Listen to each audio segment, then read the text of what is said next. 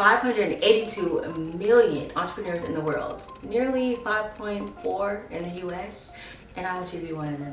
Hey you guys, welcome back to the channel. It is me, Anna, and today we are talking about low-cost business ideas for 2023. If you guys don't know, a little short blurb, I am a serial entrepreneur. I have been in the entrepreneur game for over a decade. I absolutely love starting new businesses and going through the whole process of just seeing a business grow from the ground up. And I feel like you guys are loving that too.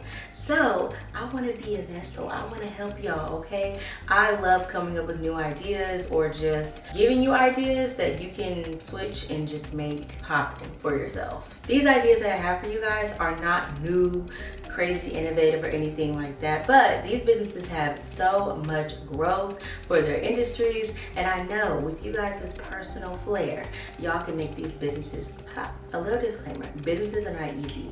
They are not for the weak. You cannot just jump into this and just make tons of money within the first week unless you are just bomb like that, which I don't doubt. But I do not want you guys to go into this thinking that these are just get-rich schemes. No, I live by this little acronym in DDC, okay? Dedication, doing what you like to do and doing it well. Discipline, doing what you don't like to do and doing it well. Consistency, doing what you like or dislike over and over again, even if you don't feel like it. And with that, y'all be good. For real, all of these businesses need about $500 to start up. Could be less depending on the products, the vendors. Let's just say we're working with a $500 budget. The first business idea, a jewelry brand. You guys, I don't know if you're like me, I love jewelry, I love the pieces, I love looking at people with all different types of pieces. Also, the cost I said for a jewelry brand would be around $500, like all these other businesses. Your general cost will go to like your domain, your host like Shopify, samples, whether or not they're free. Most of the jewelry samples are not going to be free, including like your shipping and stuff like that. Your packaging, you might have to pay for your logo, but if you're smart, you will just keep it very low or try to create it yourself. And then the overall purchasing the bulk for your launch. But you don't have to go all out. Say you want to come out with 3 pieces, maybe get like 5 to 10 for each of those to keep the cost low. Resources I would say would be GoDaddy for your domain. I love GoDaddy for your domain. Shopify, definitely get on Shopify. Do not get on anything else. It just makes more sense for your product-based business that we're hoping will grow over time. It just has everything you need for a growing, profitable business. And then Alibaba for your jewelry needs, you guys. Alibaba has some hits, okay, no matter what type of jewelry you're trying to come out with. I would say your lead time for launching this whole brand will give you about 3 months. So sourcing out your products, trying on your products, making sure that they're actually what you want them to be as far as quality. Maybe even sending out a few pieces to some influencers that can create some buzz for your brand and just like getting everything squared away, like your website and stuff like that. If you're very intentional about those 3 months, you can have a really great launch. Really quickly, down below, I have a free 3-month launch checklist of everything you need to start just about any brand. You don't have to do all of the things depending on what brand you're trying to come out with, but I feel like it's a good basis for any product-based business that is trying to launch. Another thing I wanted to like enlighten you guys on, when I'm starting a new business, entering a new industry, a new community, the whole bit, I love to know the growth of that industry. It doesn't really matter regardless if it's saturated or not, like it doesn't matter. Nothing is innovative, it's all consuming, but still I just like to know the possibilities as far as money, okay? For the jewelry industry, it is projected to reach $518 billion by 2030. So for me, when I start thinking 518 billion by 2030, that's a lot of fettuccine. Regardless if you think it's saturated, regardless if you think everybody and their mom has a jewelry line, it doesn't matter. Let's say you go on Alibaba, you see jewelry on there, but it's similar to another brand. You can market that brand totally different to where that jewelry doesn't even seem as if it's like the other brand. Being that your fonts, your colors, the influencers or your models that you use, you can make your brand stand apart just by the aesthetics alone. Also, another thing I wanted to tell you, if I could find it, the trends for these industries. So by 2023, because that's what we're planning to launch, right? Bangles and cuffs are a thing. They're loving that right now.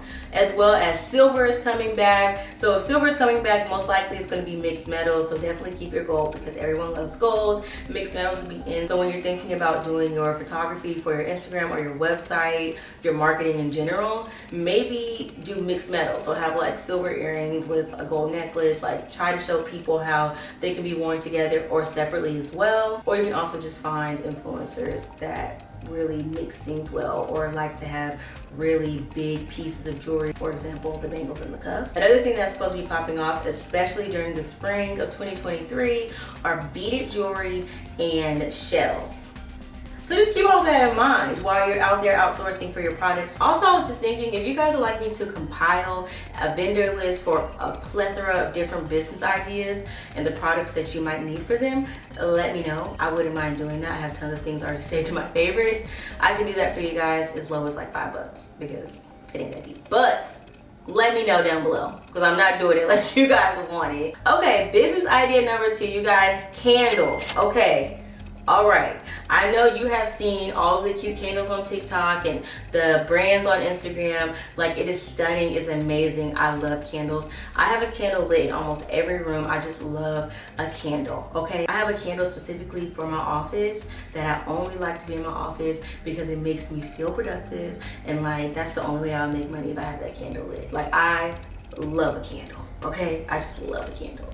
So with that being said, if you have been thinking about a candle brand, if you are a lover of candles like myself, maybe this right here is your sign. You can definitely start a candle business under $500. The places that you would need to go is called Bulk Apothecary. All these things will be listed down below. Candle Science, they have a lot of things basically to build up your entire candle brand. With me, I like to pick and choose different things. Like, I like to get certain things from these people and certain things from these people because I feel like not one place just has everything I need. So, but they do have everything if you just want to stick there. Custom boxes, I believe it's called Box Up. I'll leave it down below. They're low cost, they ship super fast, it is amazing. You can literally custom design your boxes for your brand. I would definitely say Candle Science would be great too though, because they already have the boxes with the holes cut out, so you can just put your candles down, but that's totally up to you. As well as Wholesale Supply Plus, they have a lot of things for candles as well. And I would then also add Alibaba if you want custom containers. If you wanted like a container with your name just like lasered on there or screen printed on there, or if you wanted like the lid to be like 3D and like all of this juicy stuff, I would definitely go to Alibaba. But if you want to keep it at a low cost, I would say get a beautiful jar and maybe a really nice clean sticker, or a really nice design sticker that you probably could go to like Fiverr or something. Or you could honestly utilize Canva, because Canva has been stepping it up, you guys, with all of the themes and just already pre-done like templates for you guys. I would consider Canva before hiring someone on Fiverr, which is also a very low cost as well. But charge yourself, you'll be very surprised. I would suggest going to like Hobby Lobby, Joann's, Michael's first, to make sure you even like the candle industry. Because if you're like myself, if I find something that I like to do, I just like to go balls to the walls and spend all of my dollars on it. Don't be like me, be better than me. Go to those places, see if you actually even like the simple act of making a candle before you just spend $500, let's just say, on creating this business. You also need to budget in your domain and your Shopify account. Shopify for this as well. Shopify for any product-based business. Let's just go ahead and put that out there. That's just where you need to be. As far as lead time, I would say 2 to 3 months.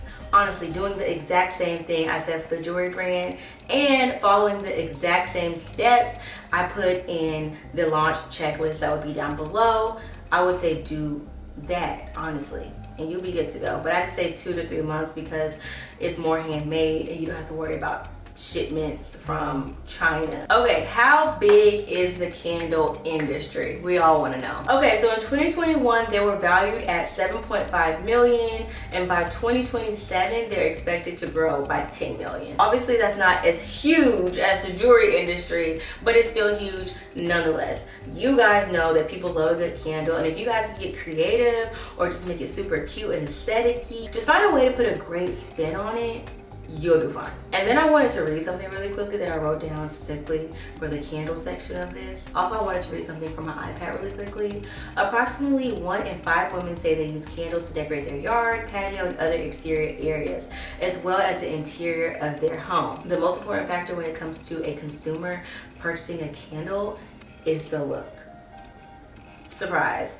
That's all people really care about. Most people, yes, you want to make sure it smells good, the throw is awesome and amazing, but most people want to know, how does that candle look on my island? How does that candle look on my dining room table, in my bathroom, in my bedroom? Wherever it's going to go, is it going to vibe with the aesthetics, the interior of my home, or even the interior of my patio, or whatever the case may be? The look as well as the smell, it all aligns. Definitely don't disregard how your candle looks when you're in the process of creating this brand. Okay, so the next business, a soap biz, okay? Listen, you guys, listen.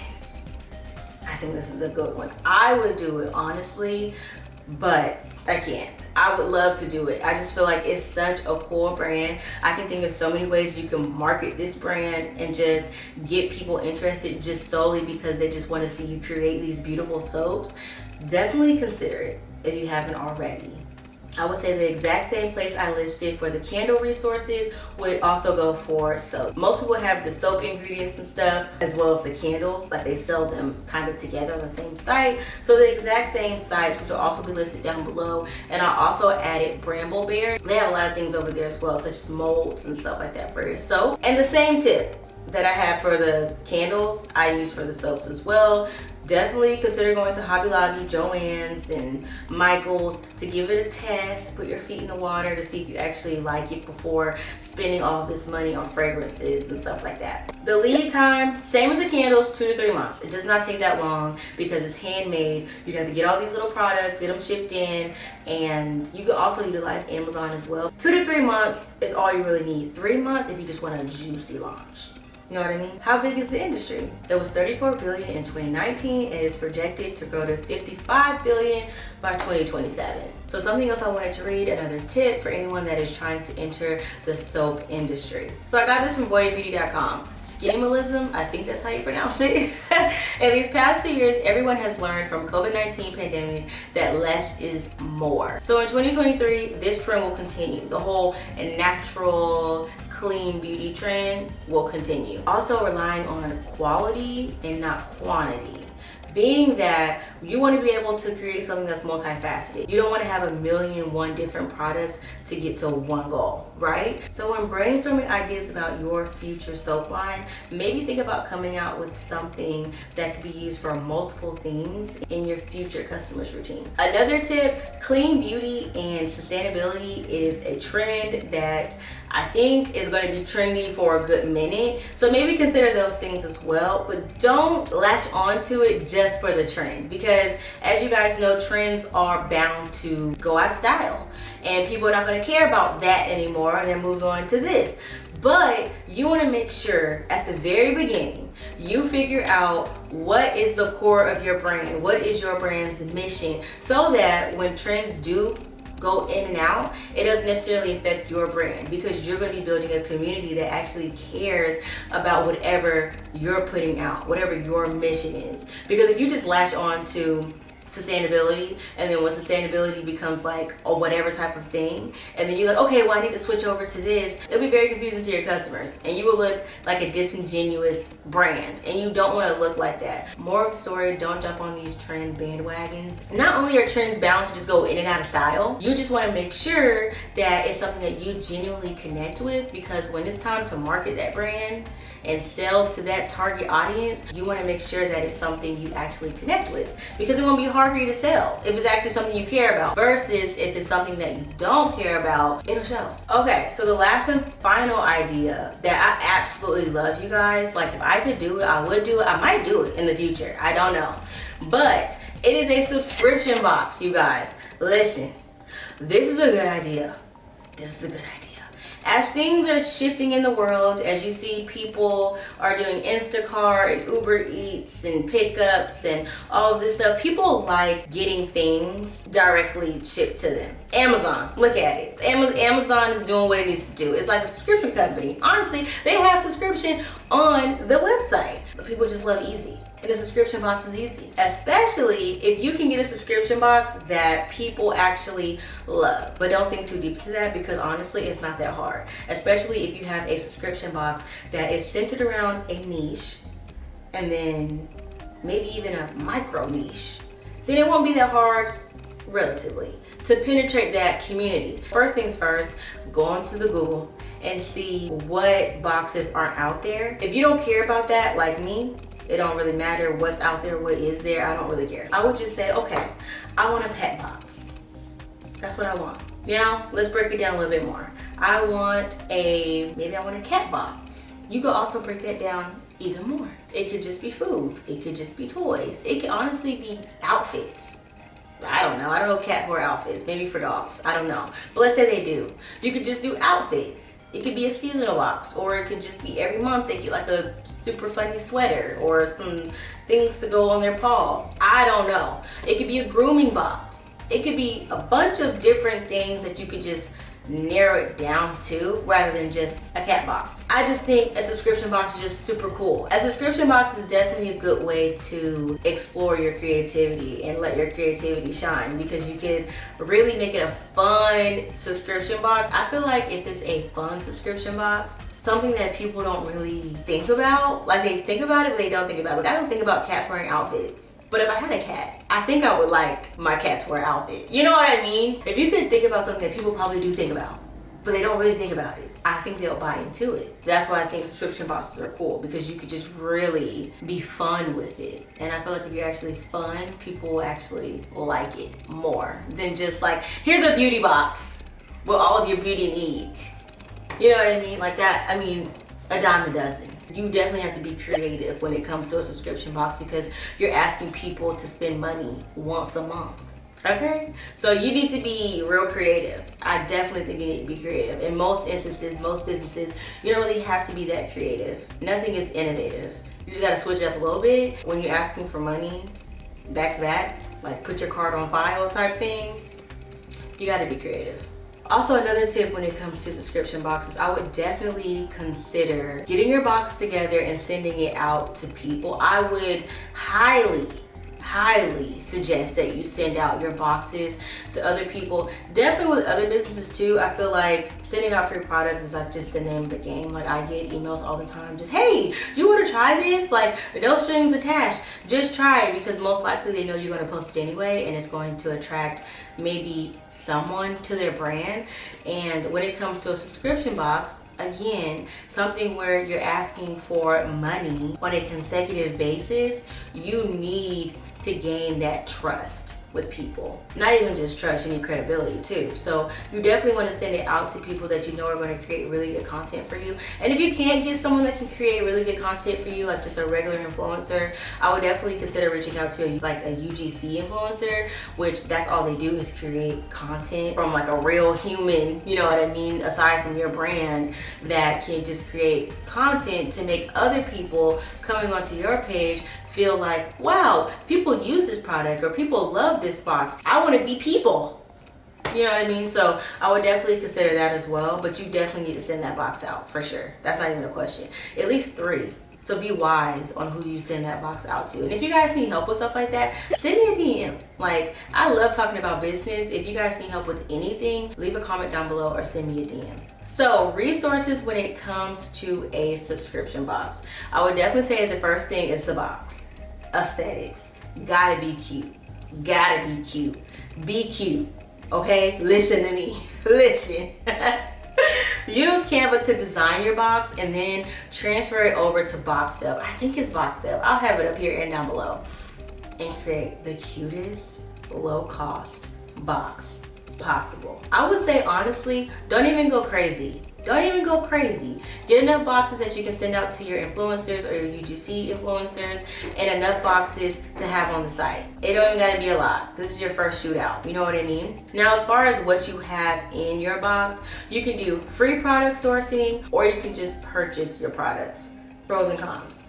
The free product sourcing, you have to write these people, talk to people, see if they'll send you maybe a sample size, something like that. Maybe you guys can work out a deal. It'll take a little bit more legwork if you're trying to get free products for your box. Now, if you're trying to purchase products flat out, you know, obviously that affects your margins, and you will have to have a more expensive box, which is also not good either. So if it was me, I would reach out to people. I would ask for a sample size or something like that. I would definitely try to big it up because it's a collaboration. They're sending you a sample size or maybe a full size if they're nice, and you're promoting their product, because if you don't have a mystery subscription box, most likely you will be promoting whatever is in your box to your community, which is great for them, because maybe I didn't know you sold custom cat t-shirts. I didn't know that brand even existed until I came to this subscription site or your Instagram or your TikTok or whatever. So it's definitely a collaboration for both of you guys, and I would definitely use that verbiage when trying to pitch a brand to be inside of your box. I would definitely suggest reaching out to other small businesses when it comes to who you want to be in your box. It would probably be an easier conversation to have than reaching out to somebody that Petco, you know what I mean? So I would definitely suggest reaching out to other small businesses. Don't even shy away from bigger small businesses, because they be small, but they be big. I would just reach for the stars, for sure. And people are more inclined to work with you if they feel like you are legit.